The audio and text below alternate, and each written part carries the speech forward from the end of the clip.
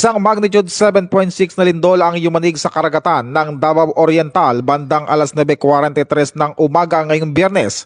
Ayon sa PBOX, may lalim itong 10 kilometro at naramdaman din sa Bukidnon, Cagayan de Oro at Iligan City.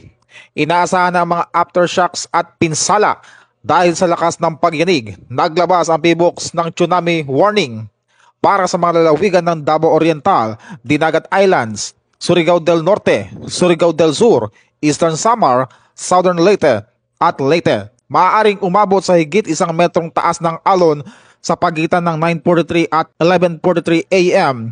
Pinapayuhan ng PBOX ang mga nasa baybayin na agad na lumikas sa matataas na lugar. Pinapalalahan din ng publiko na manatiling kalmado at alerto sa panahon ng kalamidad. Kapag lumilindol, ugaliing isagawa ang duck cover and hold, yumuko, magtago sa ilalim ng matibay na mesa at humawak ng mahigpit. Pagkatapos ng lindol, lumabas ng maayos at lumayo sa mga gusali, poste at linya ng mga kuryente. Mahalaga ring makinig sa mga opisyal na abiso mula sa PBOX, lokal na pamahalaan at ng Philippine National Police.